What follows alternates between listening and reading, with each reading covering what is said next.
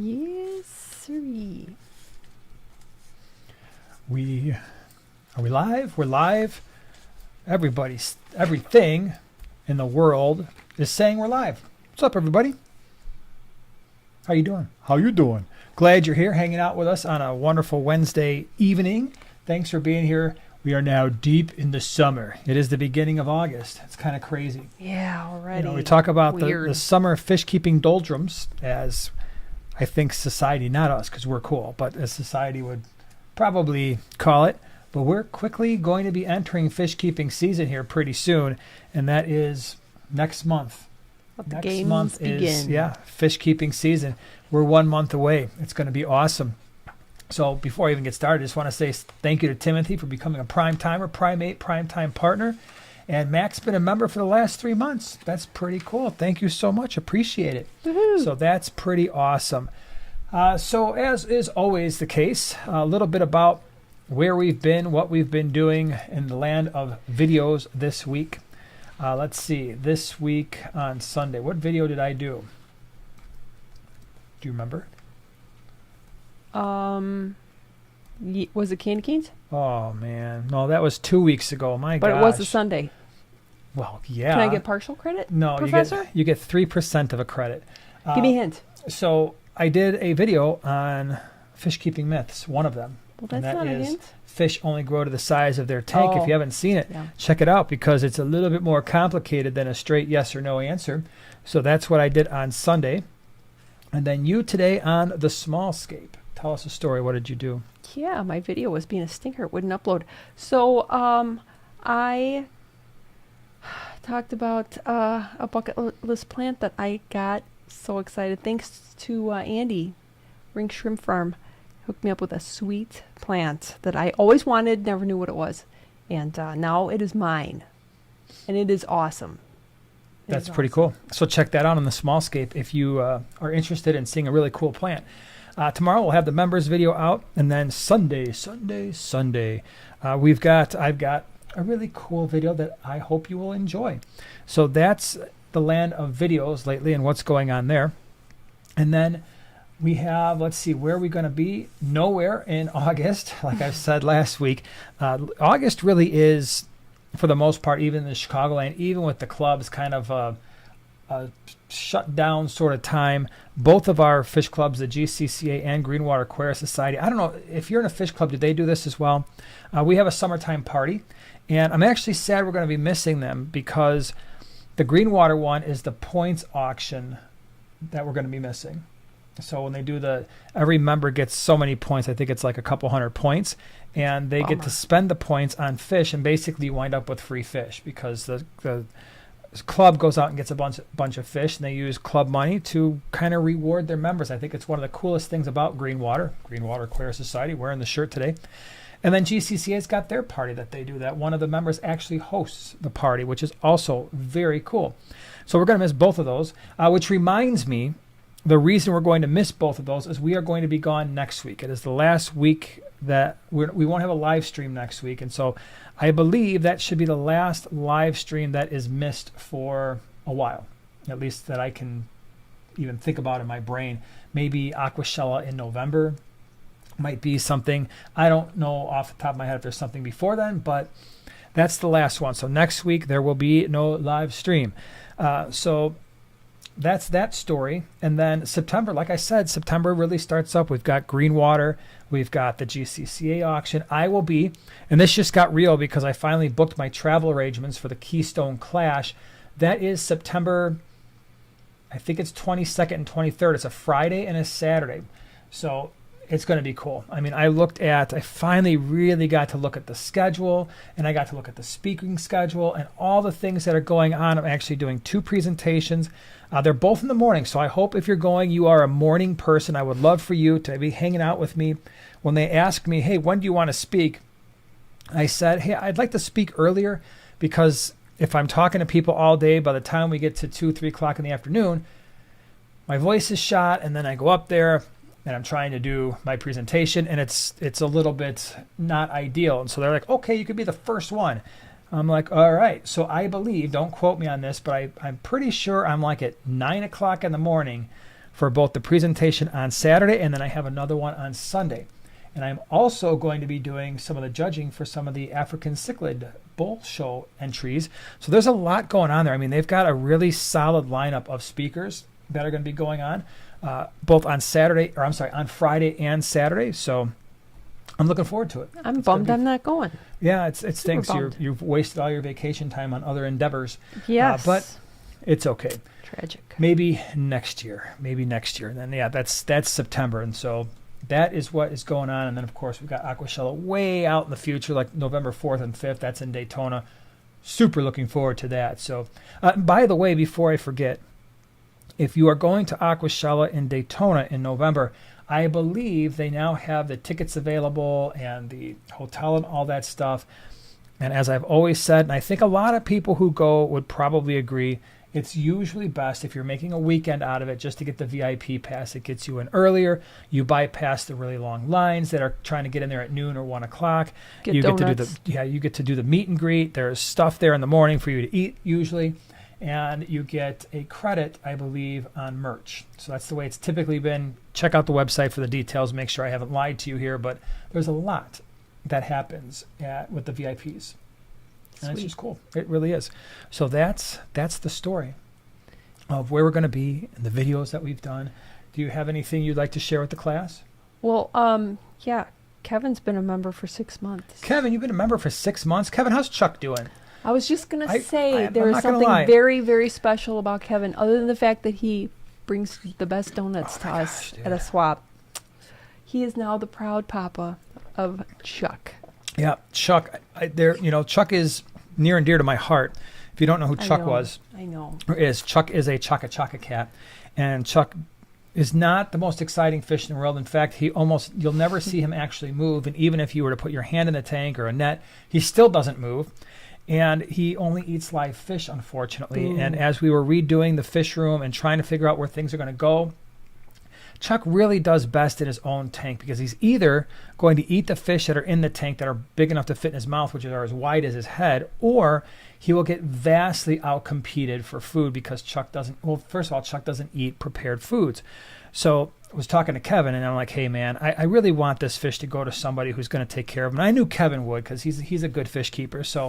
And he sent me pictures, and that warmed my heart. I got to tell you, when I got to see Chuck in his new home, it was just a special thing. He made him a special home and everything. He's just I knew Kevin would take good care of him. So thanks for being a member the last 6 months, and thanks for taking care of Chuck. Andy said that the Greenwater auction is actually 300 points, not 200. And I believe Andy, because he's got a better memory than I do. Thanks for rubbing it in. Yeah, appreciate that. So MNC says, have you ever kept Emperor Tetras? Yes, I love Emperor Tetras. I had them in a 29-gallon, and then I moved some to a 150 at one point. And what I like about the Emperor Tetras, if you guys have never seen them, all y'all have never seen them, the Emperor Tetra has got amazing purple color, some black and some purple, and the males get these crazy awesome fins that they love to show off. They can be a little bit fin nippy, I would say they're not a tiny Tetra, but I don't know if I would quite call them a medium-sized Tetra. They kind of fall in the middle, like larger than your typical neon types, but not anywhere near like Buenos Aires or something like that. So very cool. Probably like a candy cane Tetra style, size. Mm-hmm. But yeah, kept them, love them. Will most likely at some point have them in my fish room again. The only thing that was a phantom. That was a black. Never mind. I was going to say the only thing that I hesitate about is the ick. But that was a black phantom Tetras I brought in one time, which are also one of my all-time favorites. But I got them, and then shortly thereafter, they all got ick. In fact, my ick video is the Phantom Tetra X fiasco. So, and ever since then, I've just been a little bit leery of keeping them. Leery. That's right. Yep. Emma says it's totally worth the VIP just to meet these guys. Oh, that's nice, Emma. We're always glad when you hang out with us at the Aquashellas too. So that's cool. Yeah. I don't know about just. The other thing that they do. Sorry, let me back up. Is they've traditionally done the Friday night meet and greet for the VIPs, so you get to have a free meal and hang out with us if you are into that sort of thing. Yeah. So that's pretty cool. Oh, I'm curious to see what they do this time. Yeah. And Oink Master, this is the Chicago or the Schaumburg Boomers. Except your hair is covering most of it, so there's that. That's Coop. That's the mascot bird. Coop. And The Coop, best. like a week or two ago, gave me a hot cheesy pizza from Garibaldi's for free because they do that every They do game. giveaways, And yeah. he gave me the pizza, a whole pizza. But I have to share it with everybody because that's kind of what we do in our little section. We share because nobody wants to eat an entire pizza by themselves because, you know, it's Yeah. usually warm outside. And then a hot cheesy pizza, it's I like, don't know how you do it. Oh, you know, a piece is good. Once you start going beyond two, you're like, I better stop. So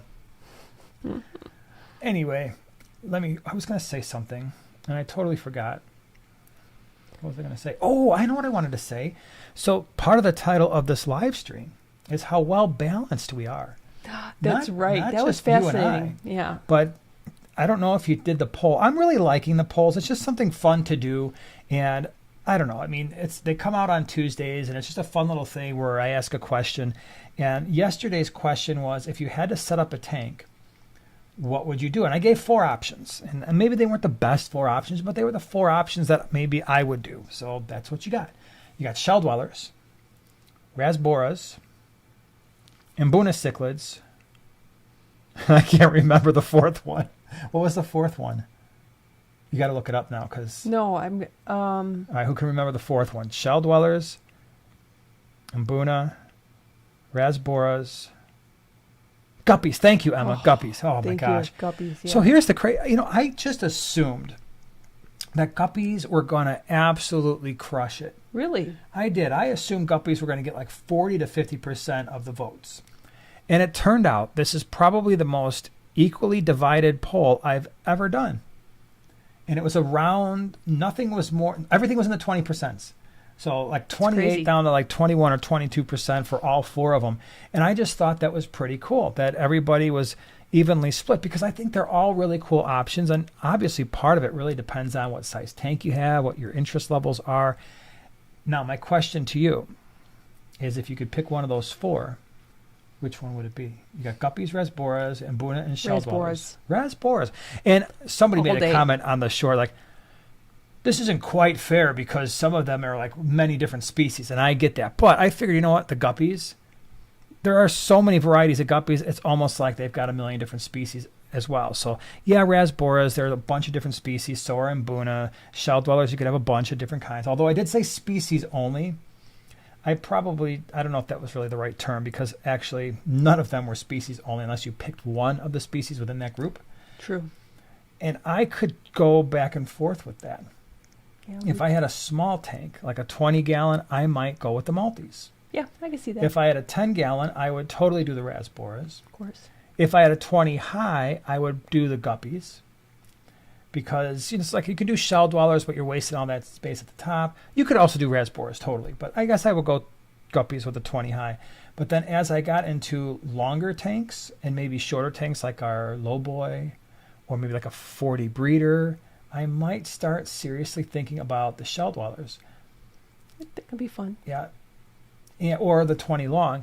And then if you got 55 gallon or above, you got the Mbuna, and that would just be awesome. So, yeah. And then, of course, everybody's like, man, forget all those. And some of the good ones were plecos and Cory cats, and Yeah. there was a number Corys. of different cool things.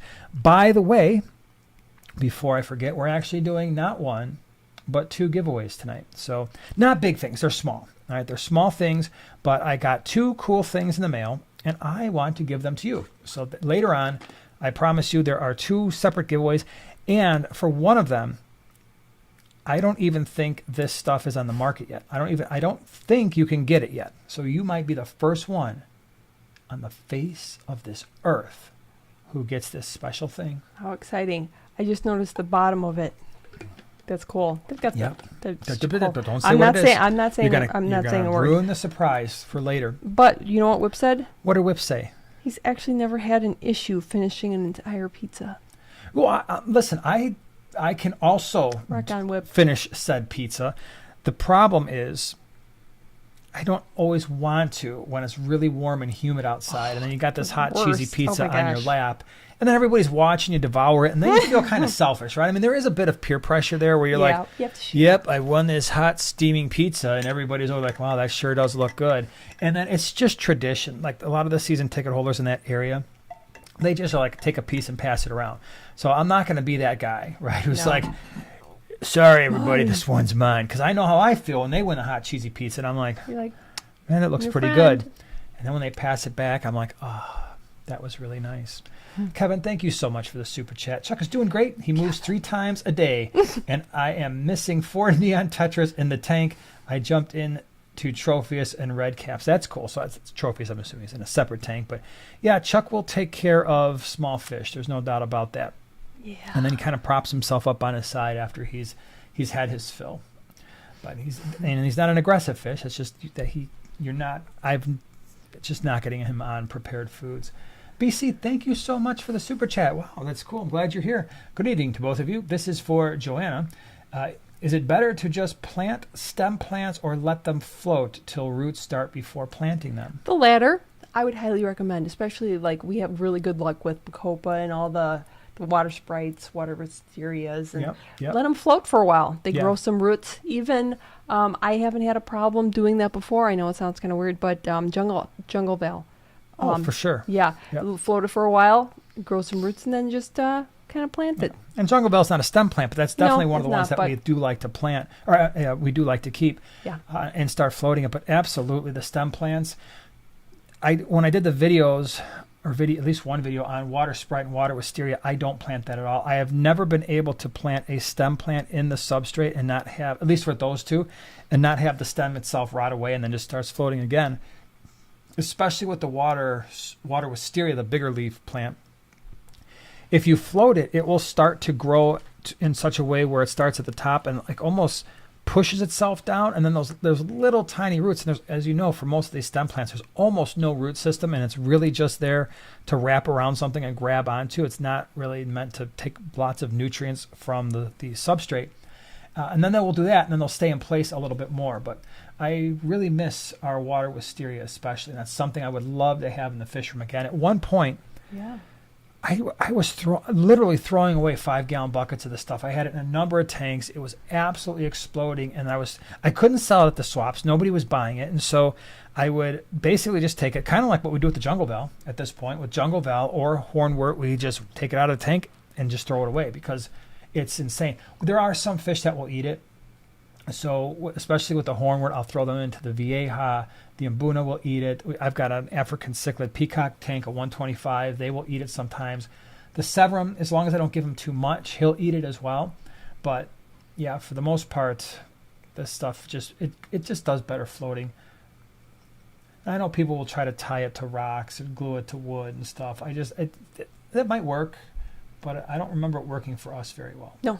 So that's a good question. Thank you for that. Hmm? So there's one other thing I wanted to mention too. What was it going to be? I don't remember. I'm getting old, man. They'll come back. I'm one of those weird people where I'm going to be 50 this year, but I don't know how you are, or you worse, if you're over the age of 50, and she's getting tired of hearing about it. I am so excited to be able to say I'm officially like 50, because I think of myself as 50 now. So when people say, blah, blah, blah, I'm like, well, I'm 50 years old. So it's almost like a mini bragging thing. Like, you can do a certain thing and I'm 50 years old and I can do that. So I want to legit be able to say that I'm 50 and like doing stuff. And So weird. it might be weird, but it's I think I'm looking forward to being 50 more than I've looked forward to being any other age since probably 25. Because in my brain, Well, that'd be even, right? 25, 50. my whole life, I thought, like for some of you, does anybody here, all right, hold on, I'm not even going to say it. What number do you think, age-wise, when you were younger, did you think you were going to be old? So when you were in your teens and maybe even your 20s, there was a certain age where you were like, this is the age where I think that's an old person, where I'm going to be old. I'm crossing over from not old to old. And I'm seeing them roll in 50, 30, 45, 40, 60. 40s. So I had a very specific, 30. I had a very, very specific age. What was that age? Do you know? 27. Nope, wrong. 28. Not even close. You were actually somewhat kind of closer. 37. Oh, I was a 7. Yeah. My whole life, when I was in my youth, I thought that 37, that was it. That was when I was going to be old. So And random. when I turned 37, that was actually kind of sad for me. But every year after that, I didn't care. Yeah, because you're already old. Because I was like, all right, I already hit the age, so there's nothing I can do about that. True. And hitting that age is better than the alternative. So, so now I'm just enjoying these round numbers that are coming up here pretty soon, or on the decades. Chris says, any update on the build? So we haven't made any progress this week. We're going to be away next week, so I've been trying to make sure all my shorts, YouTube shorts, are set, and the Instagram stuff, and the Facebook stuff, and the videos and everything are ready to go. So most likely I'm not going to even look at that until after we get back, and then it's really go time. I've got the 10-gallon triple 10s that still need to be cut in half. I forgot to do that yesterday again. So when I get back, that's going to get done, and then we're going to blaze through there. We're going to start knocking out tanks and really getting that stuff done, getting the fish moved, and just going to go to town, man. Got to. We just have to get it done. So I'm looking forward to that, because we've got a few couch pieces left that need to go on the side of the road there for the garbage man, and I'm really, really looking forward to getting the area rug out of that great. room. It's a nice area rug. Well, I love it. It's got there's a number of problems with it. One, when we first put that down there, we had much fewer fish tanks. I think we only had on that side of the fish room 6 or 7, maybe 8. And then when we actually built out the fish room, the mistake I made is I left it there because I liked it. And with the couch, that couch that was down there was a sectional. So if you just put it on tile, it would slide everywhere. So that rug served a purpose in keeping all the couch pieces where they were supposed to be. And it looked nice. It kept the echo down, so it served all these purposes. The only purpose that was maybe it didn't serve all that well is, I don't know if you guys know this or not. Maybe you've never experienced this. You probably haven't, because let's just face it, you probably just haven't experienced this. But if you have rugs in a fish room, you know what tends to happen to them? Want to take a guess? They get wet. They get wet. They get wet when you're doing water changes. They get wet when you're catching fish. They especially get wet when you're catching lots of fish. You know what else they get wet? They get wet that time that the sink broke and dumped, I don't know how many, well, I don't remember how many gallons of water that was, 40 gallons of water all over our basement floor, and the sump pump had been running for who knows how long before we got home, and there was standing water everywhere, and a lot of that standing water was on that rug. So yeah, it gets wet. Now, thankfully, it really doesn't have a scent, right? I can sit on that rug on the floor, and it's not like I smell anything. It's not some nasty thing in the fish room, but it's just not a good thing. So when we get that gallery done, and we're going to have to get that 50-gallon lowboy broken down and then redone, you're going to rescape it. When that happens, that stand has to come up, that rug has to come out, and then what we're going to do is we'll still have area rugs down there, but they will be kind of in between the tanks, and rugs that we can move when we're doing things like water changes, catching fish, changing out filter floss, that kind of thing. Yeah. Wish they had, should look into that, like rugs specifically for fish rooms. I know they sold one. I forget what brand. I had seen it at Petco, but it was a small little rug, maybe about so big. It was pricey.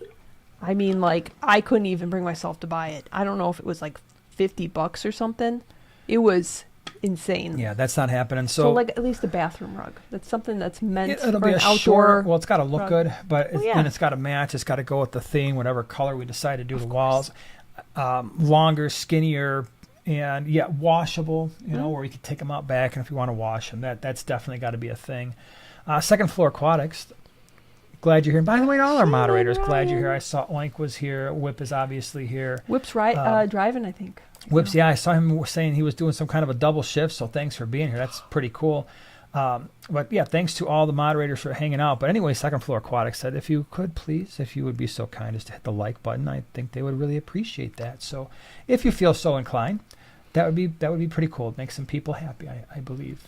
Kevin dropped another super chat. Kevin You're dropped slacking. another super chat. I am slacking. Well, I started talking about stuff. You know how it gets. Kevin, thank you again for the super chat, man. Nope, Tropheus in a 75-gallon after I lost 15 fish when I walked away from the water change. Not a good week for tank maintenance. Aww. Dude, I'm sorry that happened, man. We've all been there. Yeah. We've all been there, and I know, I don't know if you just drained a tank completely, because I come real close to that where you're turning like, what is all that noise? And maybe some of you have done it. If you haven't, if you keep fish long enough and you've got enough fish tanks, at some point you very well may walk away from a tank and then start to hear something weird. You're like, what is that noise? Especially when there's cichlids. I did that to I remember specifically doing it to the star sapphires when we had that 40 up and running. And I was doing some stuff in the other side of the fish room, and I hear like this weird noise, like all this ruckus. Can you describe the ruckus, sir? And I turn around, and the 40-gallon breeder star sapphire tank with those big star sapphires have about, I don't know, maybe a 1/4 inch of water. And I'm like, oh my gosh. And so, yes, of course, I got it refilled right away with a dechlorinator and got them back. Did they all give you dirty looks? They were not happy. Really? They were absolutely not happy with me when I did that. And I've done stuff like that, but that's not as bad. Can we just agree that while that is bad, it's not as bad as the alternative, and that is the opposite when you're sitting down. Oh my gosh. And you're like, why is there water running? Yeah, where's that What is coming that from? noise? And you realize you were filling a tank and you walked away, and now that water that you hear is water going all over the floor. So Your very that is own also, waterfall. yeah, that is also a bad thing. Yeah, I tend to walk into the house to hear that sort of stuff. Yeah, that was the really bad one. Lady Diane, thank you so much for the super chat. I'm always late. That's okay. It's just a live stream. If you really feel compelled, you can watch it on the I'm always replay late, later too. on. More giant willow moss. More, huh? What? Okay. Isn't it amazing? Yeah. I just love that plant. It is pretty cool. A piece of Breakfast Club. Thank you very much. That was the ruckus that we were describing. Bravo. Very cool. So let's see here. Let's answer some questions. And by the way, if you have a question, if you could please put at Primetime Aquatics somewhere in your message, that helps us see that there's a question there, and it will help us kind of key in on it and know that there's stuff going on, because we try to answer as many questions as we can, and sometimes we get the response like, oh my gosh, I left the question 4 times and you guys ignored it. We do not ignore questions, and we don't necessarily prioritize anyone's question, but when we see the orange things pop up for it, that's what color it is for us. It's like a little orange box because it highlights our name. Then we know there's a question there, and so we kind of key in on that a little bit. So Chris says, can snails transfer BBA from one tank to another? I suppose they could, because I've actually seen snails with BBA on the shells. So if that were the case, then yeah, they probably could. Yep. Northwest Life asks, my shrimp are about to have fry. What would be the best food for them? The nice thing is they're not hard to feed at all. The shrimp are just going to graze on anything that's in the tank, any surface, plants, substrate. So for our shrimp tanks, I don't feed a lot of special stuff. We've got a Blue Dream breeding tank. It's a 40-gallon breeder. There's usually hundreds upon hundreds of Blue Dream shrimp there of all different sizes, from holding females to little tiny babies. And you know what I give them? I will give them kelp wafers. I will give them kelp flakes. I will give them sinking pellets, cichlid pellets, community pellets, Betta Bit pellets, Bug Pro, and anything that just sinks. And I find a big pile of shrimp. Yes, sometimes it's great to feed those little snowball things. Yeah. Especially if you've got softer water, that's even more necessary. So we have hard water, so they're getting most of their minerals for shell building from the water. But if you've got softer water, then probably you'd have to feed a shrimp specific diet. Snow pops, isn't that what they're called? Yeah, I always mess up the name. There's something and then those with snow. sticks, those little shrimp sticks. I did a video on them one time, and Shrimp they're lollies. really cool. Yep. They love rapashi. You put a little small block of rapashi in the tank, and they will be awesome.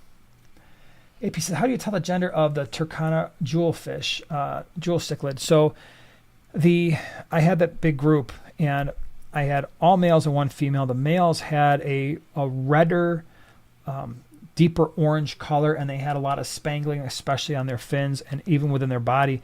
The female was quite a bit smaller, and they took on a much brighter orange color, almost like a solid orange color. You can see that if you want to go back and look at, oh man, I guess it would have been whatever the last fish room tour was that we did. And I don't remember how many. I think I broke that up into a bunch of parts again. So it would have been like part 6 or 7.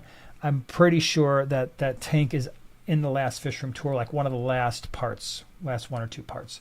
And you'll see what I'm talking about. The males were larger, darker. Females had this really kicking bright orange with blue fins, and both of them were absolutely stunning. You know what I want to do? Because we have 2 giveaways today.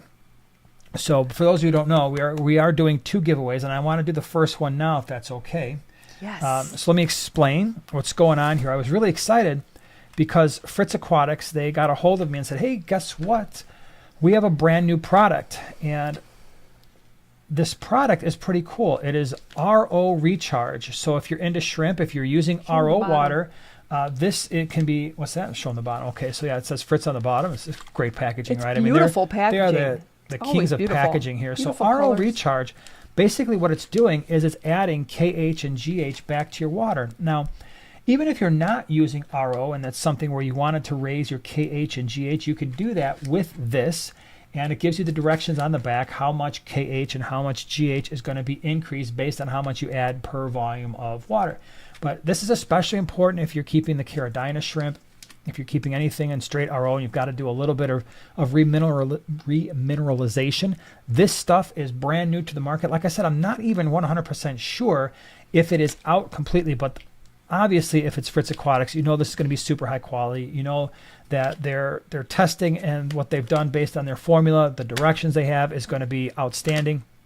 So this is 1 pound of this stuff. So it's a decent amount. It's hefty. And so that's the first thing that we're going to be giving away today. And again, I want to say thank you to Fritz Aquatics because they're the ones that give us all the Fritz products throughout the entire year. They send us cases and cases of stuff, and they have never told us no. And I've never asked for too much. They've never been like, oh, that's a big order. They just, if I ask for it, they give it to us. And so that's pretty cool. They're really, really big and just supporting the hobby in general. And that's why you see them, they support a lot of hobbyists because they understand how important it is just to get the stuff into the hands of people who are using it every day. So that's the thing that we're going to be giving away. Now, to get said thing, you do have to live in the United States, in the 48 states. That's where we can ship this stuff and be over the age of 18.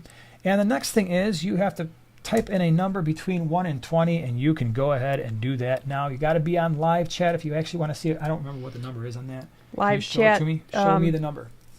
Okay. Okay. Yeah. So you got to be on live chat. That'll give you that All actual messages? order. Yeah, I guess so. I Yeah, don't know. live chat doesn't do anything. Yeah. All And I'm messages. pretty sure, did we already hit it? I think maybe we did. Yes, we did. Okay, we can stop. Okay. We can stop the typing of the numbers. If you would be so kind. It's time to stop typing the numbers because we have a winner, and we are in live chat on both of them. And again, this is the best we can do, going on live chat, and because that's giving us the closest to the order in which they were typed. And I'm scrolling down. It took a minute. It did take a minute for someone to type in the number. Oh, I see. Yeah, and do you have the same one? I do too. So Where your cursor is? right here, right? Yes. So the number was 11, and that means you, Second Floor Aquatics. You Shannon have won and Ryan. the magic gift. So Woohoo. do we have their address? Yes. All right, so I believe we have your address already. So we will send this to you, and you can try this out. To the second floor. And, yeah, and you can try it out on the second floor and, How and see exciting. if it's awesome. And by the way, I would love to hear from you if and when you do try it, how it's working for you, how your experience with it. Because, and like I said, for everybody else, usually the Fritz stuff comes out on Flip Aquatics very soon after they release the stuff to the public. So flipaquatics.com, another channel sponsor. You could check them out, and I'm sure they would have the things. Before we did the giveaway, I saw that Karen K is a prime timer now. Thank you so much for becoming a prime timer. Appreciate it. Hope you enjoyed the experience. And then we've got Bogdana. Thank you so much for the super chat. My Odo spawned again. That's pretty cool.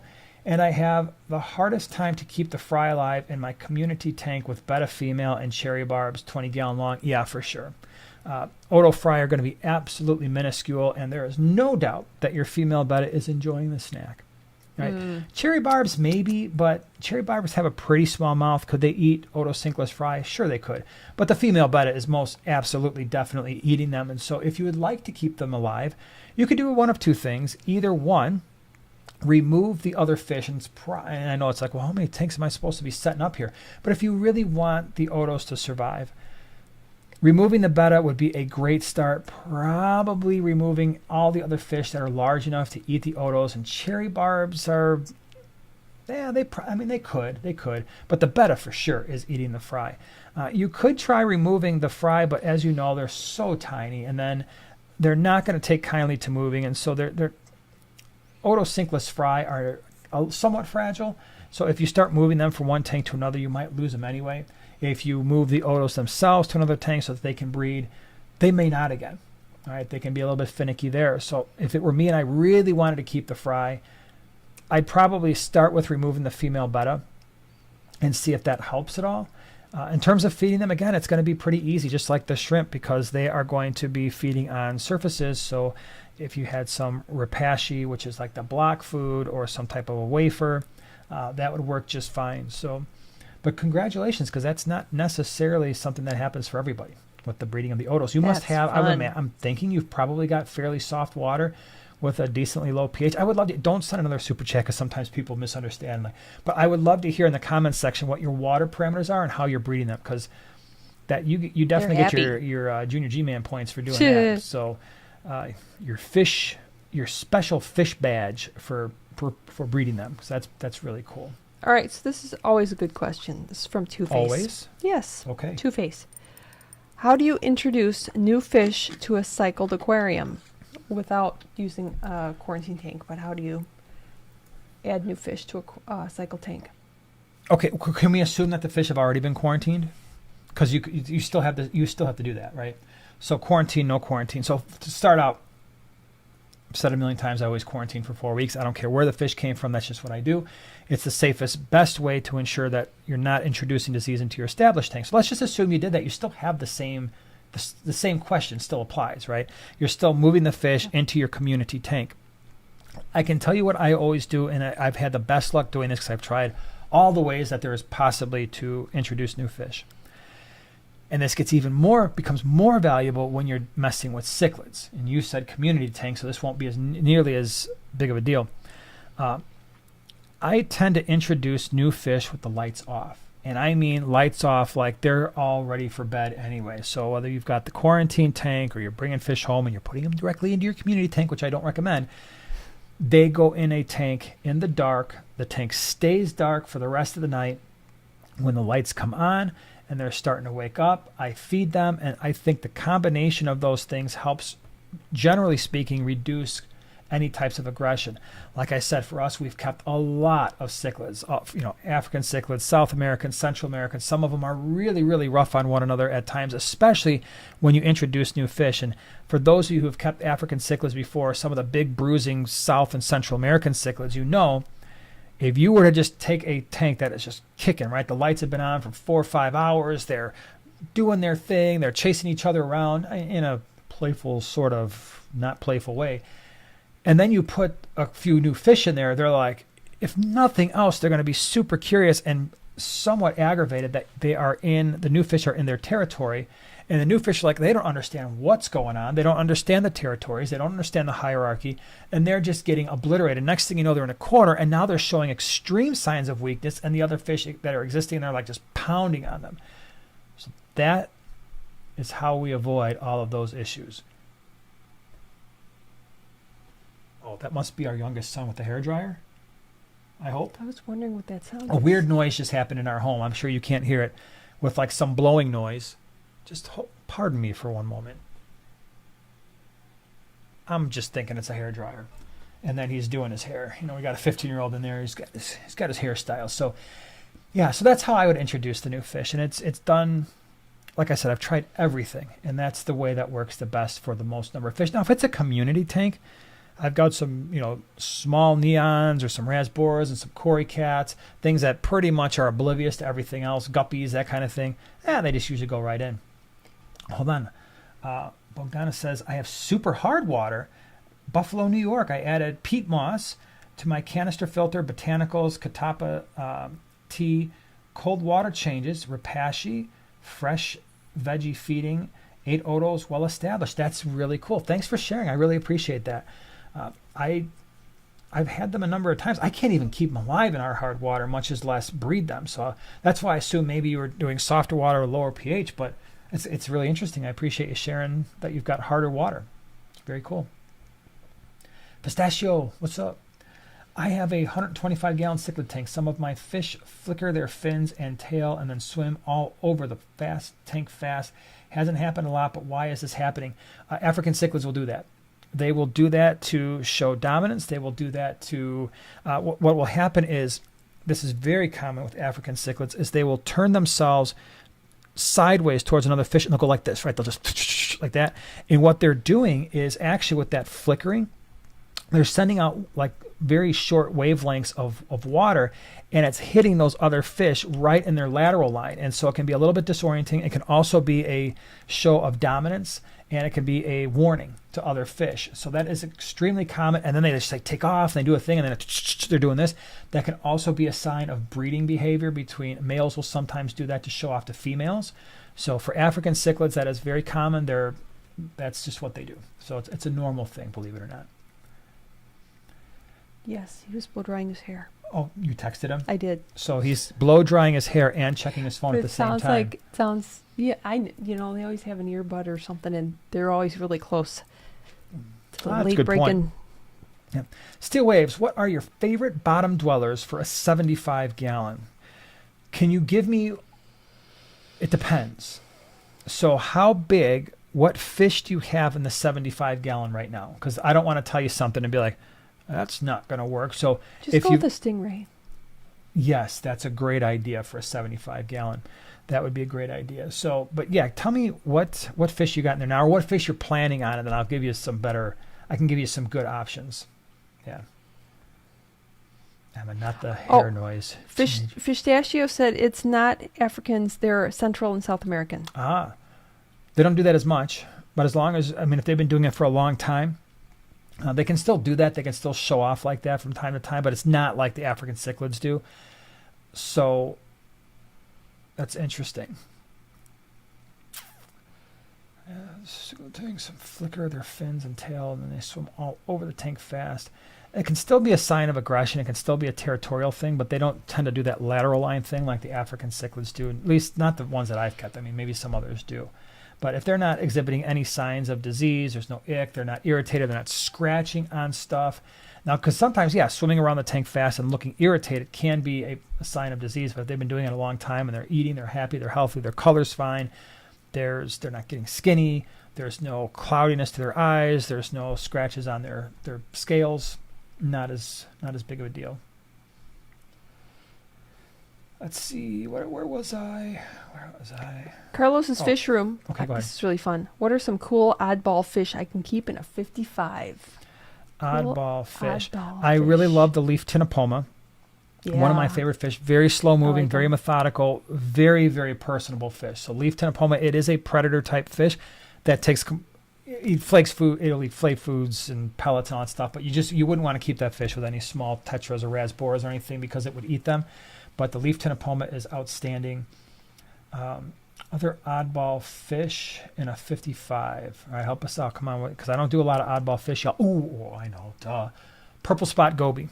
I've got 3 of them right now in our 55-gallon lowboy. One of my all-time favorite, I guess, oddball fish is the purple spot goby. I've brought them in a couple times, believe it or not, and I might do it again at some point this fall. They get about, usually when you buy them, they're 2-3 inches. But they will get around 6 inches long, and they kind of look like sausages, but they're amazing, amazing fish. Very good color. They hang out with one another. They will eat other fish. The reason I put them in the 55-gallon lowboy is we were getting overrun with black molly fry. I haven't seen black molly fry since I put them in there, 2 years ago. So that's a really cool one. What about I guess glass cats really aren't that unusual. They're I not don't know. oddball, but they are kind of cool. Yeah, in a sense, they kind of are oddball because you don't see them as much and not as many people keep them. But the glass cats, we've got them in our 75-gallon. I think there's 4 or 5, and they're really cool. Keep them in a big group, especially in a 55-gallon. Get yourself 8 or 10 of them, and they're rewarding fish too. John says the elephant nose. I tried the elephant nose years ago. I could never keep those things alive, but maybe you can. Maybe I just wasn't feeding them what they need to be fed. Jasmine says my betta killed his pleco. What would I That's recommend not to try cool. for him in a 20? Betta killed his pleco. That's one tough betta. Oh, I wonder what type of pleco it was. I mean, if it was a bristlenose, especially if it was a larger bristlenose, I can't, there's no way a betta would do any damage, especially a larger male. The larger male wouldn't take that. So you could do bristlenose. They just can't be super small. I mean, if you had a medium size bristlenose pleco, I don't see a betta being able to do anything to that fish. First of all, because they are pretty well armored. This was a baby. Yeah, if it was a baby, I could totally see that. But how about a clown pleco? I don't know, clown plecos, if the betta's already killed one, I wouldn't do the clown pleco because it would just hide all the time anyway. But True. a decent sized bristlenose would not, I just don't even see them being at all impacted by what a betta could do to them. I mean, we keep them with African cichlids, South American, Central American, and they're fine. They're out and about. They're not afraid of them. Next time, throw in a big pleco and be like, take that. Yeah. What do you think Here about? Here you go, little sweetheart. How about this? Here's your 12-inch pleco. What were you it's saying? a little big for my 20-gallon. I guess it worked. My betta's missing. The pleco's just kind of laying there like, that was a nice snack. Thank you. It was on the ground, and I took care of it. Oh, second floor says, how about butterfly fish for an oddball? Yeah, that could work. Fun name, too. Yep, that could work. Or if you don't want to go butterfly fish at the top, any one of the half beaks. Half beaks would be cool, and some of them get pretty big. That'd be a really pretty fish. Steel waves, okay. Only Congo tetra so far, Sahika, Geophagus tophose, firemouth. Okay, so medium size fish for that 75-gallon. Then, that being the case with that size, I really like the Raphael cat. We've got one in our 150. It's been in there for at least 15 years and shows no signs of slowing down. I mean, also doesn't show any signs of speeding up because they're pretty lazy fish. But they've got the striped and the spotted Raphaels. We've got a striped, interesting fish. They've got very, very heavy armor. Got to be really careful with those fish. If you are trying to net them, it's actually best to try to catch them in like a plastic cup with holes, or like, because they've got really, really, really sharp points on their dorsal fins and on their pretty much all their fins. And they've actually got, when you look at them along the sides, they've got armor and spikes along their sides, but they're small mouth and not aggressive at all. But so that would be a cool one. Let's see here. So we're dealing with mostly South Central American cichlids.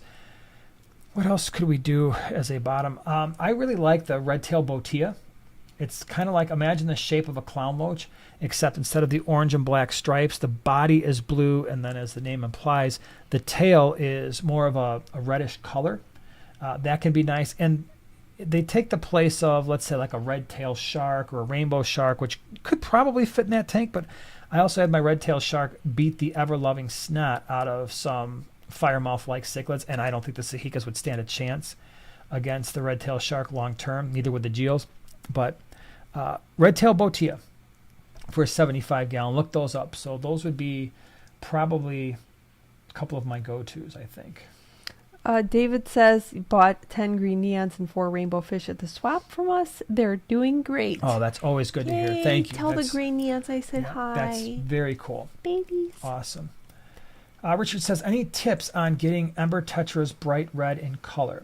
So our embers were, I mean, they're more orange. They're not really red. So we had them very, very, I mean, when we would bring them in, and we'd bring in hundreds of them, I really do think the key is darker background, darker substrate, and they are going to darken up for you. They are prone to being lighter in color if you're on a light sand and maybe you don't have a background or the background is light in color.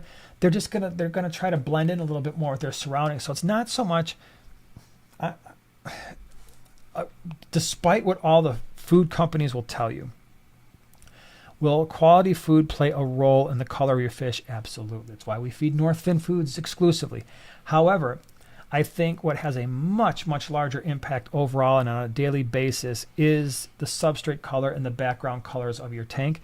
That is going to have a dramatic difference in fish that will, not all fish change color, but for something like an ember tetra, I think you'd get the deeper orange, the darker you go around. Right, this question is from our one and only Oink.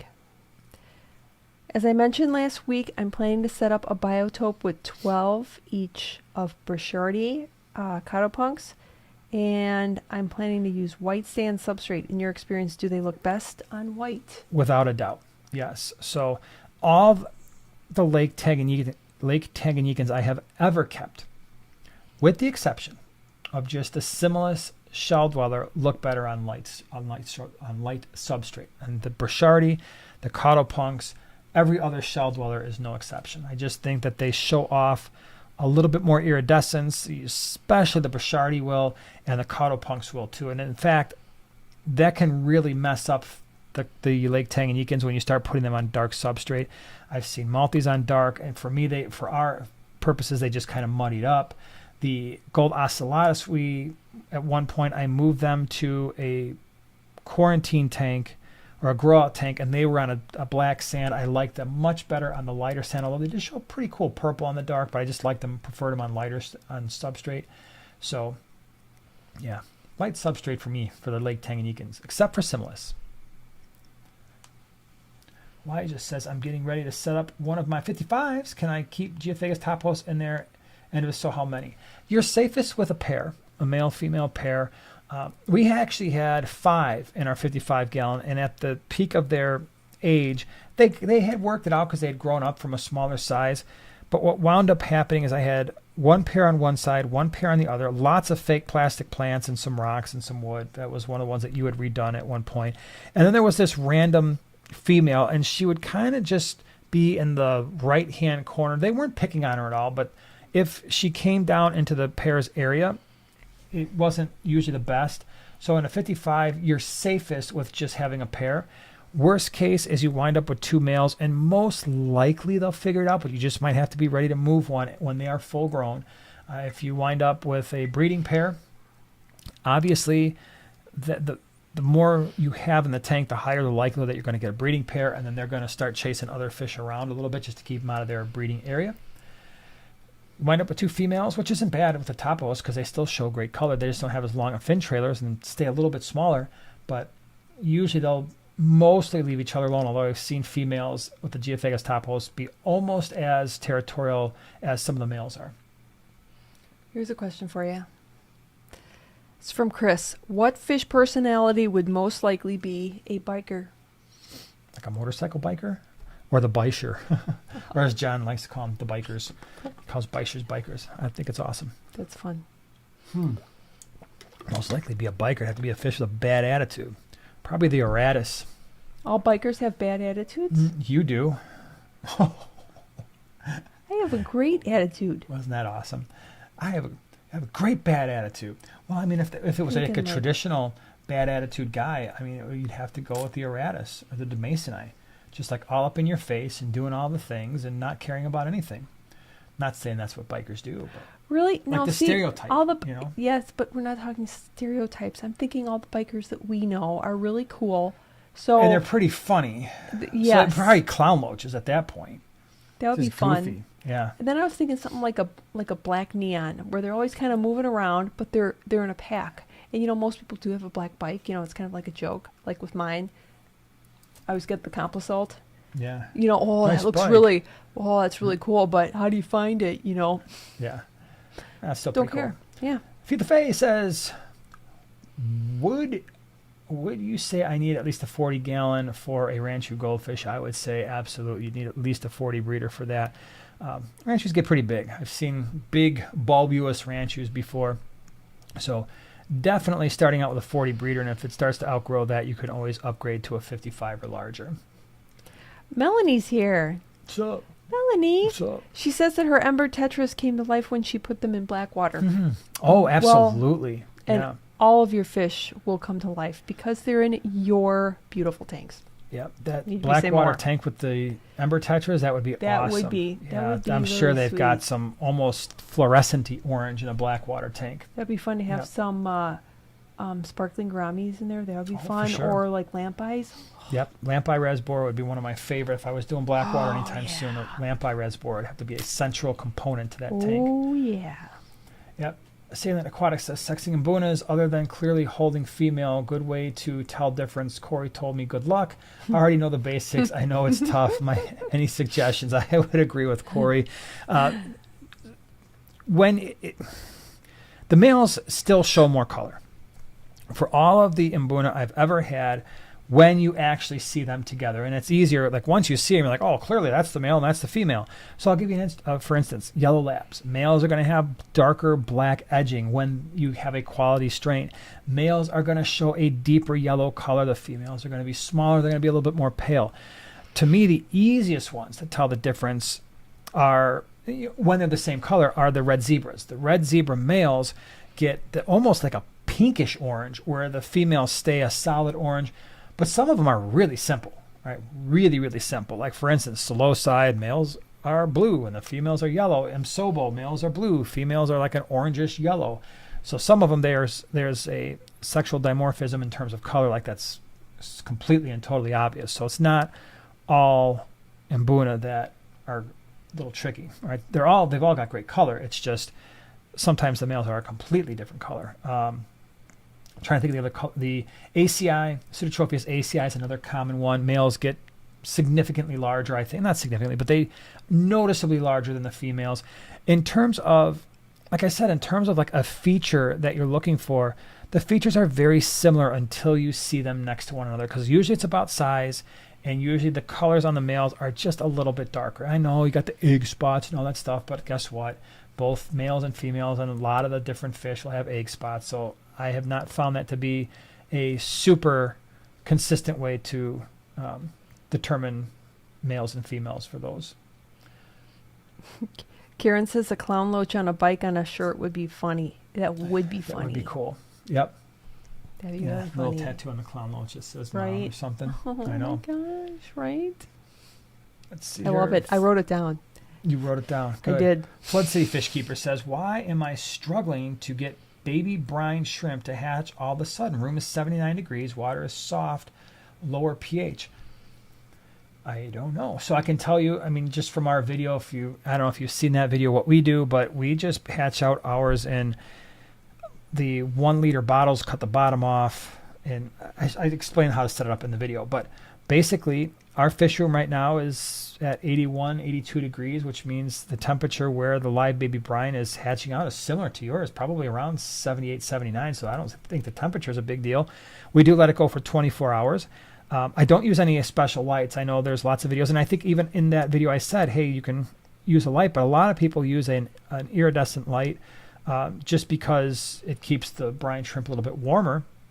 And they are photoreactive, but we don't use any special light. We keep our room right around the same temperature. We have very hard water with a high pH. pH is 8.2, 10 degrees on our GH and KH. I add 2 tablespoons of salt per liter, and then like not even a teaspoon, like maybe a half a teaspoon. I don't know, just kind of eyeballs at this point and chuck it in.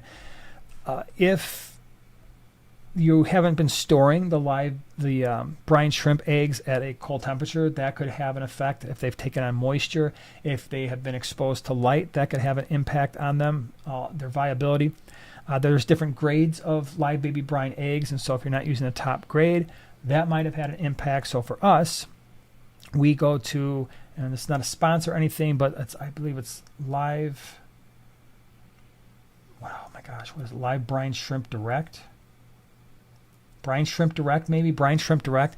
They sell them in these 1 pound cans, and then I just take the can, and right when we get it, I take the can and throw it in the freezer, and then I can store a can of brine shrimp eggs like that for 6 or 8 months and have no issues with hatch rates. So strongly recommend. And then what we do is I will take out only enough brine shrimp, and I'll fill up basically one of those San Francisco Bay brine shrimp glass things. So what I would recommend is if you go on eBay and just one time, especially if you're hatching a lot of live baby brine, you go on Amazon, you buy the San Francisco Bay brine shrimp eggs. They come in a brown bottle, and so that brown bottle will protect the eggs from light, and it's really easy to use. It's small.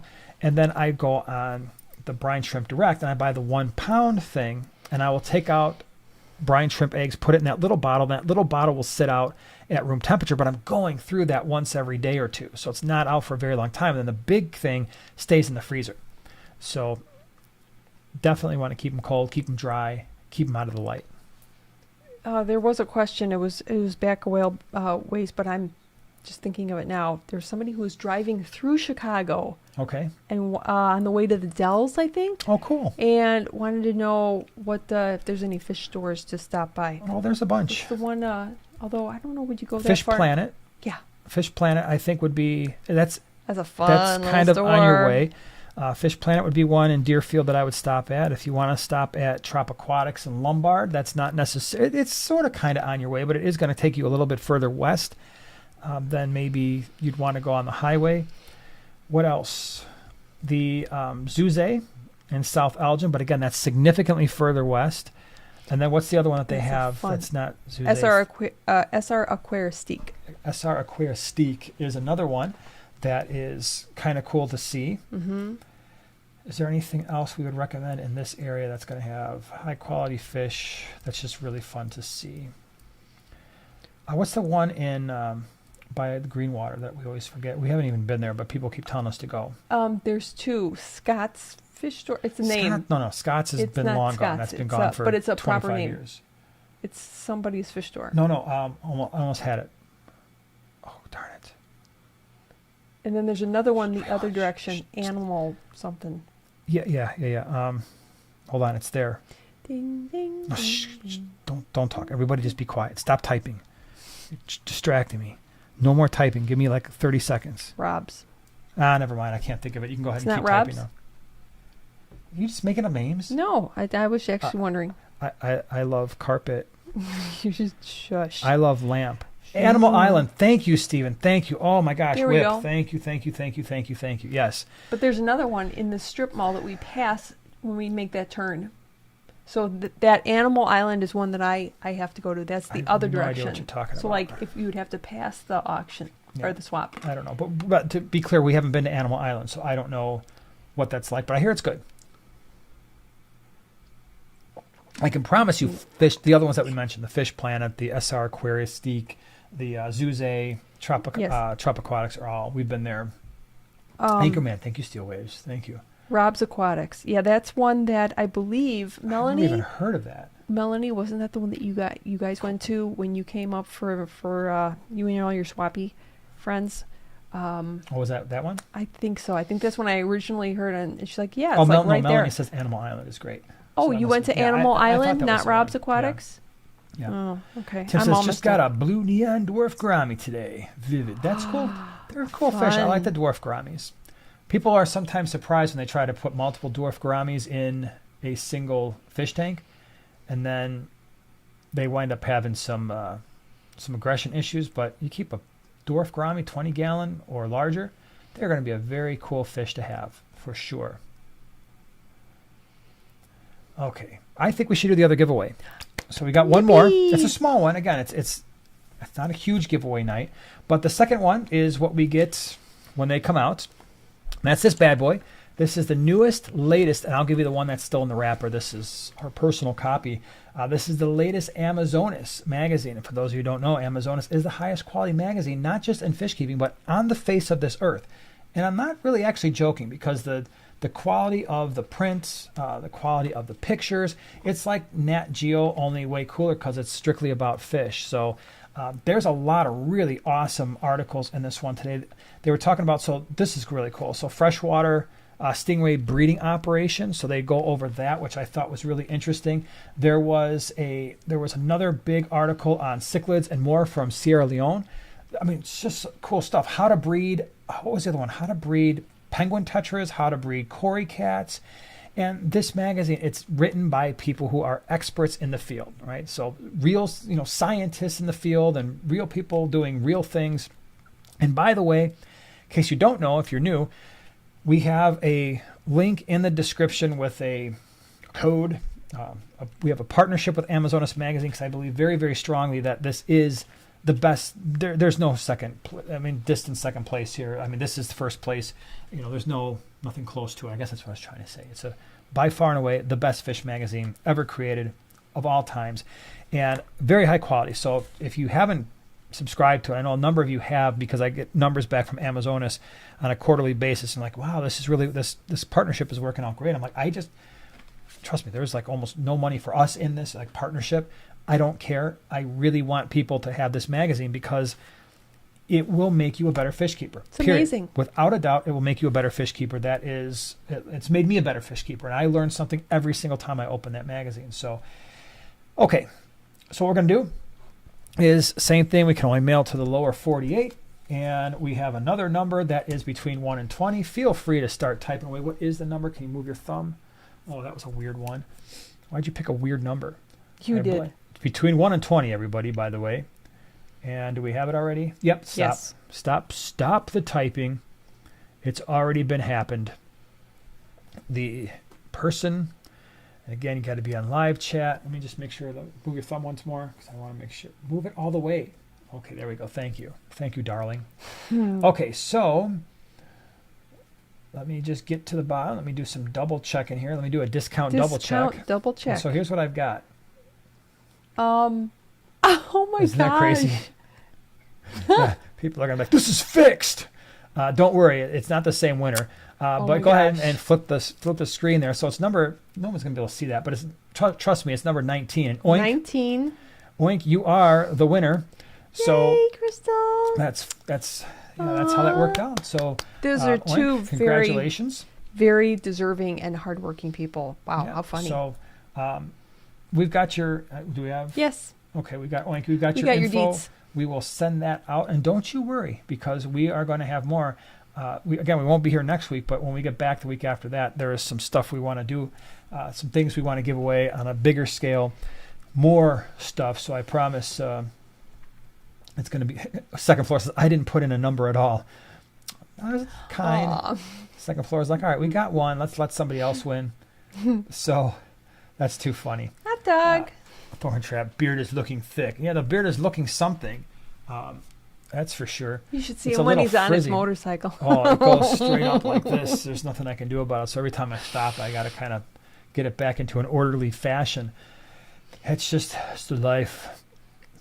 Somebody the other day gave me a fist bump at the Boomers game. Said, "Hey, it was pretty cool." I met another subscriber at the Boomers game. Remember? I missed it. Yeah. It was pretty cool. I always like That's awesome. seeing people. Heck yeah. It's pretty awesome. I always like seeing people too. Yeah, Max is fixed. I'm reporting you. I know, right? To be clear, that's never happened before. It's very rare that a moderator wins, and now we have back-to-backs. And frequently we'll have like new names, Which is like awesome. new viewers. I know, it's so much fun. But then we have some old names, so it's kind of a nice mix. And now that we've actually had I haven't really tracked it, but I wonder how many repeat winners we've had over the times that we've been doing giveaways over the last couple of years. Only recall one. Has it been one? I thought there was like two. Could be. I think you're wrong. But I think you're off by quite a bit. I just have one pop into my head, but yeah, it's just one of those things. Elijah says, we might need to know the number. We might need to know. Did I not say? No, I said know the between numbers before you start. Yeah, I said between 1 and 20. Pretty sure. Yeah, I did, because I saw somebody pop in with 27, so that happened fairly quick, but maybe not. Maybe I forgot from the very, very beginning. I'll give you that. Kevin, thank you so much for giving out 5 Primetime Aquatics memberships. Appreciate that. So who's our winners? We got Mike, and we got Jason, and we got Emma, and Bob, and William. So welcome to being a Primetime partner. We have a video out tomorrow, thanks to Kevin. Appreciate it, man. Thank you so much for doing that. Very cool. Zach's got a good question. Can hand feeding cause fish to die? Probably not. I mean, as long as you're feeding the appropriate fish or appropriate fish food, and they're not. I mean, I guess if they were goldfish and they were gulping a bunch of air, but I mean, if you're actually putting it in the water, which I'm assuming you are, most likely not. I mean, there's really. I mean, I guess it's possible if you had some kind of nasty pathogen on your hands, but most likely not, because we're usually putting our hands in our tanks every week anyway just to do the maintenance. So I doubt it. Chris said that's all right that he didn't win because he's waiting for the Harley giveaway. Yeah, that's coming up. Amazing. Yeah. A brand new Although I Harley toy. I would have it totally custom painted, like with a bunch of bubbles and fish on it and stuff. It would be one of a kind. Whitney's got a great question. Your Bolivian ram video said Bolivian rams can be problematic if you add more than one because of breeding. For building a 55-gallon community tank with cichlids, what would you pick? Well, the Bolivian ram in a 55 is going to be fine, and I wouldn't hesitate to add a half a dozen in a 55 because it's a 4-foot tank. I referenced that more with the smaller tanks. Like when I did that video, our Bolivian rams were in a 20 long, and we still had multiples in there, and it worked out okay. And we even had a breeding pair in that 20-gallon. So it can work, and especially in a 4-foot tank, that's fine. Just with cichlids, always be willing and ready to move things around if it doesn't work. But other suggestions for a 55-gallon, you got the crebensis. They're usually more than fine in multiple pairs in a 4-foot tank is going to be okay. We had a couple pairs that were working things out in a 20 long, and then we moved them to a 40 breeder, and they were fine there. In fact, we had 5 in that tank, 3 males and 2 females, and everybody was doing okay.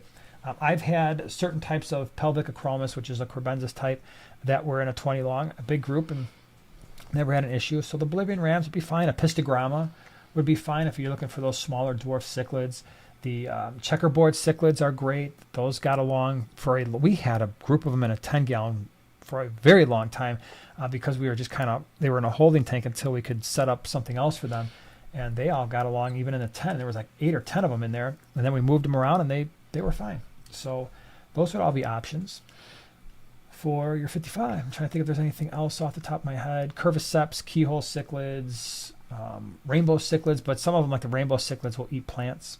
So you got to be a little bit careful, do a little bit of research. Almost everything I had mentioned will most likely leave plants alone, but the rainbows maybe not. Christy's been a member for 2 months. Thank you so much. Appreciate it. That's awesome. Nick says, any tips on keeping a pair of gold ocelotus? Yeah, keep them at least a 20 long. And if you just have one pair, there's a greater likelihood that your offspring are going to survive. If you start getting more than one pair, or you start letting the juveniles hang out when the adults are getting ready to have another spawn, that can sometimes be a little bit of an issue. But a pair is really not hard to keep. Usually 20 long, and they'll start breeding. And if you want to remove the shells, once you start seeing the females like really guarding the shell just to let the fry hatch somewhere else, you can. But fry predation is not going to be as big of a deal usually if you just have one pair in a 20. Standard 20 is fine as well. Matthew Does Stuff is here. What's Hey, up? Matthew. I recently got a koi galaxy female betta, and she is so cute and That's loves cool. eating. Oh, they're so beautiful, aren't they? The koi bettas are pretty stinking awesome. We had the koi galaxy. Did we get that from John and Lisa? Yes, we did. Yeah, keepfishkeeping.com. They sent us an amazing koi betta. Very, very pretty. One of the prettiest bettas we've ever had. And I think my that goodness. fish wound up on some video somewhere. Yeah, it would have I been don't remember where. in my upside down tank. Remember? The koi was not in the upside down. I think so. No, it wasn't. It was a blue one. But it did wind up in one of yours. I remember that. Yeah. Tim says, Siamese algae or Odo? Depends on what size tank. Siamese algae, I wouldn't put one long-term in anything less than probably a 3-foot tank, although we had them in a 20 for a little while, for a long while, actually. They were much happier when we moved into the 125. Well, they were a lot happier until they got sucked up by a filter intake that had fallen off and then ceased to exist anymore. But before that happened, they were enjoying the 125. The nice thing about the Siamese algae is that is a fish that can eat blackbeard algae and will. They were doing a great job on the blackbeard algae in the 20 long before, and the 125 before the demise of the filter situation happened.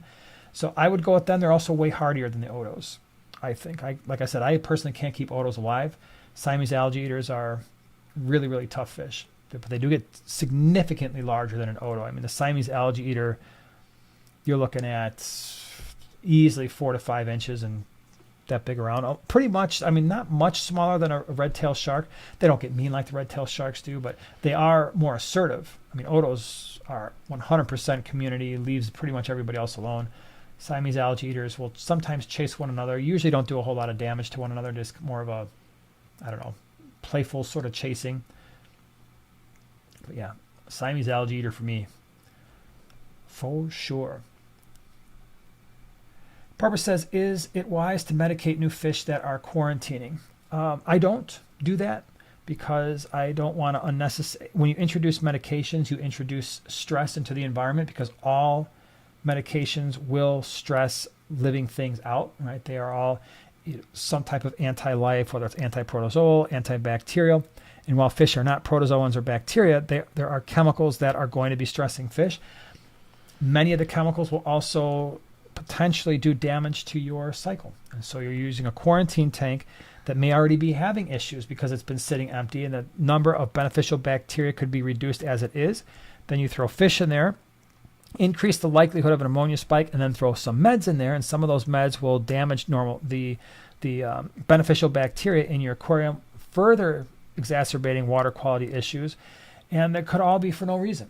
So you could wind up doing damage to fish by medicating fish that didn't need to be medicated, by destroying your normal flora, or I say normal flora, the normal microbes in your beneficial bacteria, and then causing an ammonia spike that does actually damage the fish. That being said, there are certain fish that I know when I import them, I'm going to have to do something with them. And usually for me, that's a Amycin Oxy for about a week.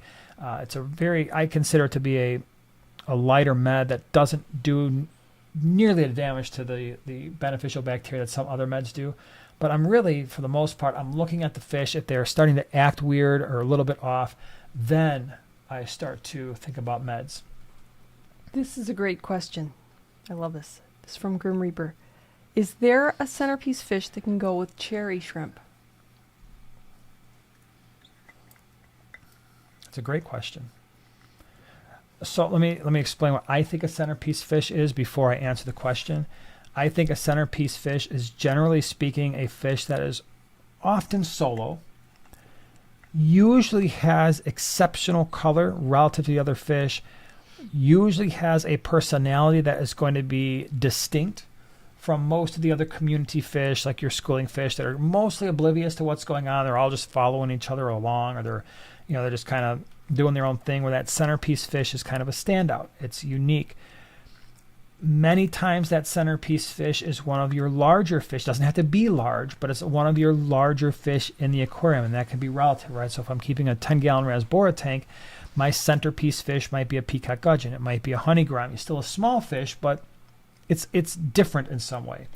So saying all of that, I can't think of a centerpiece fish that I would feel comfortable putting in a shrimp tank that wouldn't minimally pick off all your shrimplets, probably some of your juveniles, and potentially some adults.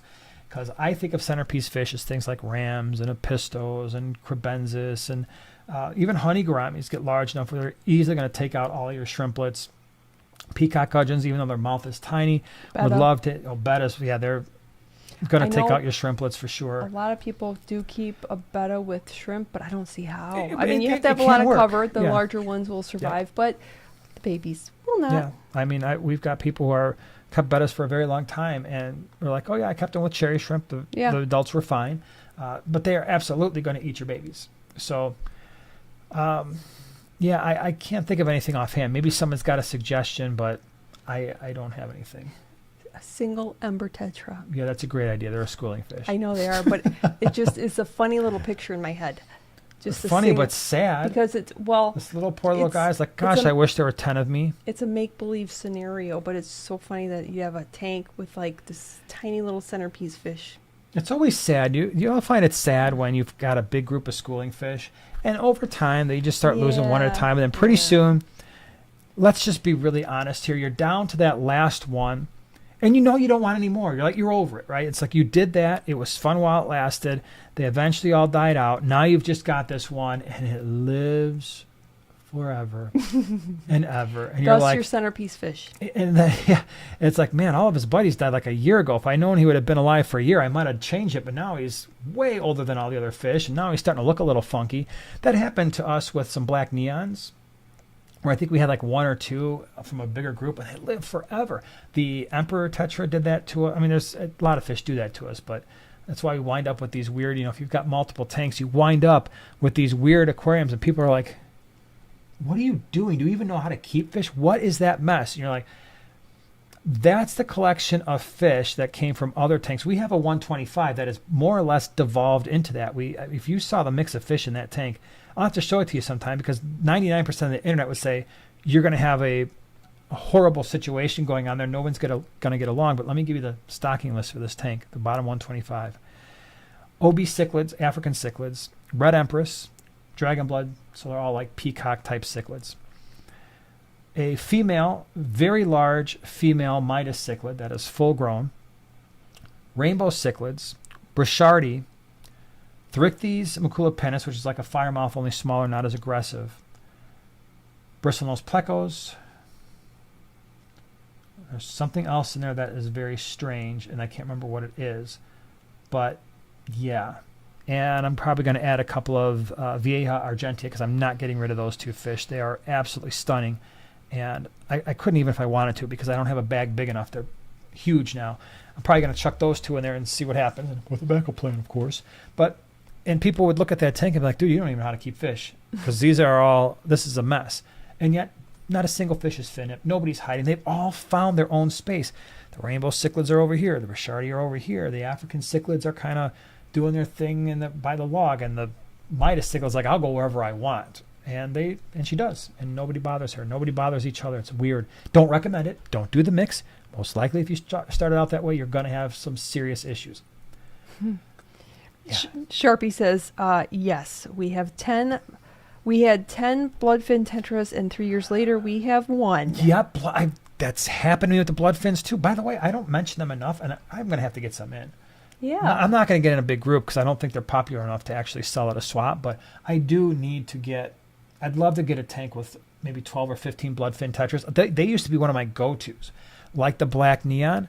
They're just incredibly hardy fish. The bloodfin tetra is a great fish.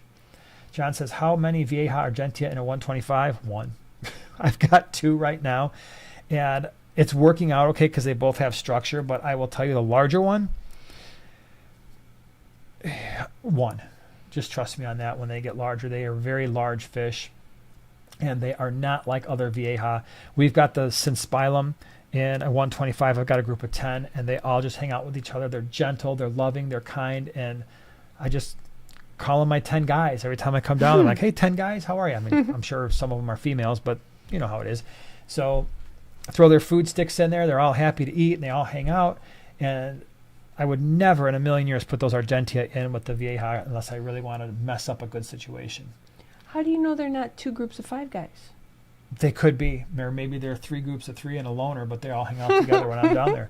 So I would just do 1, and I'd be very careful about what you put in that tank because whenever you get to those large South and Central American cichlids, you just don't know how they're going to tolerate one another. Now, I will say, in that tank, I've got like 8 silver dollars. They ignore the silver dollars. I have a Syncrosis loach, but it's not the Birdmori. It's the larger one that can get up to a foot. I've got a tiger loach in there. I've actually got, believe it or not, here's a perfect example. I have white skirt tetras in that tank still. I have like 2 or 3. I had a bunch a few years ago, probably 4 or 5 years ago, that Eric gave us one time at a swap, and I've still got a couple of them in that tank just living life, and it's crazy. Wait, you have to read the comment from Desert Fish. It is well, hilarious. Thank you so much for being a member. 32 months? Gosh, you got to be one of the originals. Got in trouble today for wearing my primetime shirt. The owner said that's unprofessional. I laughed and said, I'm 61. Sue me. I love it. I love it. I encourage that sort of behavior. They think your shirt's unprofessional. Wait until they saw us. Yeah, Whew. right. They'd be like, listen, no. you think I'm bad? Look at these two. I encourage that sort of behavior. You just stand your ground and say, this shirt, well, I don't have the shirt on, but it's part of me today. It's part of who I am. If you think my shirt's unprofessional, you say that about me too. By the way, Desert Fish, thank you so much for gifting these 5 awesome Primetime Aquatics memberships, Echo Delta and Beta Aquatics and Rye Tech and Jeff and Matthew does stuff. Cool. Thank you so much. Thank you. Appreciate it. That's awesome. Hope you all enjoy the experience.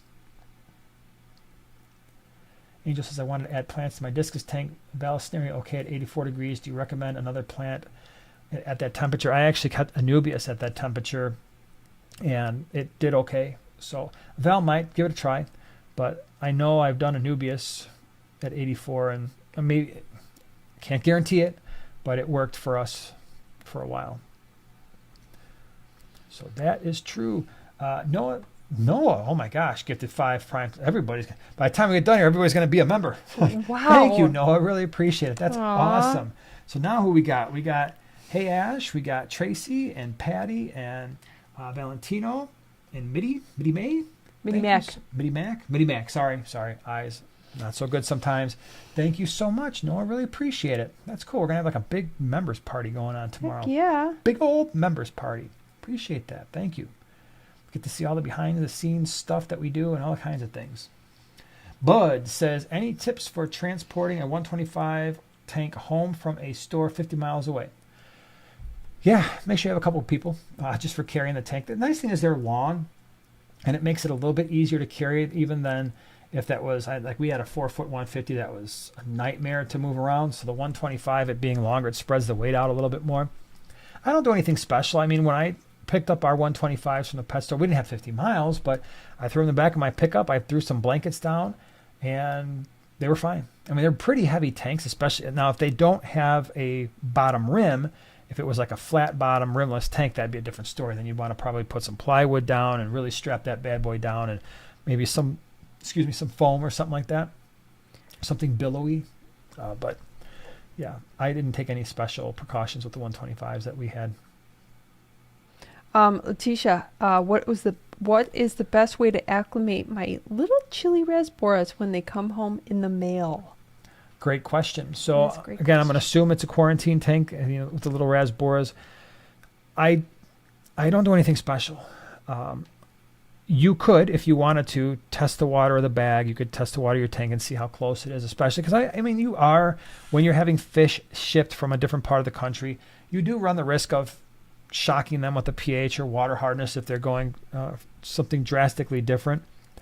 But for us, and even with the fish that we bring in from overseas, I don't really do anything. In fact, I can't float those bags because they're massive, and so I just bring them down to the fish room and I keep them down there for about a half hour, 45 minutes. And because the fish room is so warm, try to get the temperatures up, and then in the tank they go. That's just how I roll with it. I don't do any drip acclimation. I just gently get them out of the bag, pour them in a bucket, through a net. Usually try to make sure the water level's high enough so they're not flopping in midair. And in they go. I'm more or less a plop and drop sort of guy. If you wanted to try and test the pH, but at that point, what are you going to do, right? So if you test the pH, you test the water hardness. Unless you've got an RO system, are you going to be able to make an adjustment anyway? If you can, great, then you could do that. If you can't, then you've tested the water, and now you're like, oh, this is different. Is it going to change anything that you would normally do? Probably not. So, right, Fabian, thank you so much for becoming a prime timer. Appreciate it. That's awesome. Glad you're hanging out with us. Angel says, can cherry shrimp be together with CPDs? Yeah, they will. Most likely leave most of them alone. You should still get breeding with your shrimp. They might try to pick off some shrimplets, but the CPDs are tiny, and so even if they ate one, they'd be like, all right, I'm set for like a day or two. And so usually shrimp can outcompete the CPDs, especially if you've got some Java moss or something in there, some wassertain, something that's going to be able to hold a lot of babies and keep them kind of out of the line of sight. Yeah, and leaf litter on the bottom, Sure, that would be helpful. Catappa leaves, yeah, Sure. some botanicals maybe. Absolutely. Anything says, I'm setting up a 78-gallon bow front tank for some African cichlids. That's going to be cool. I don't know if I've ever seen a 78. No. I've seen the 72s, but that's going to be awesome. Very cool. Congratulations. Very fun. Oh, right, Fabian. It's a primetime partner. Did you already read that? Yes, thank you. I did. Did you? I Well, did. welcome again. Yeah, welcome. Welcome twice. Welcome 2 or 3 times. McCoy says, hello from England. Hello. Good It's morning. very late there. Thanks for being here. If Al Bundy were a fish, would he be an Oscar? Those faces are similar. I would have to agree with you, Al Bundy. I don't know how many Yeah. people know who Al Bundy is, but I think you should. Does anybody know? Who is Al Bundy? What TV show is that from? Who's going Well, to I get would it have to agree first? with you. Who's I don't getting know. it first? Al Bundy. Al Bundy. Do you think it would be an Oscar? Would it Could be be. an Oscar? Yeah. Married with Children. There you John. go. Boom. Married with Children. My gosh, that is an old show. Ooh. It took me like 3 episodes to realize that Al Bundy's wife was the mom in Sons of Anarchy. And all of a sudden I was like, wait, she looks really familiar. Oh my gosh. Fun fact. Yeah. I don't think she ages at all. She's kind of like Dolly Parton or something. Or Who dude. else? Oh my gosh, Ralph Macchio Not doesn't Ralph age. Macchio. Have you seen Ralph Macchio? No, that's not who I was talking about. I was But I talking mean, about have you seen him? the announcer guy. Dick, who does football. Dick Clark? Well, Dick Clark also did not. Dick Clark does not do football announcing. I know, but Guys, I'm come on. just Who's naming. the dude that announces football that never ages? What is his name? Al Michaels. Thank you. I mean, you didn't write it in there. Oh, I yeah. did it myself. I didn't see Another anybody put one. it in the chat. Non-ager. All right, y'all. You know what I think? I think we should probably wrap it up because it's about that time.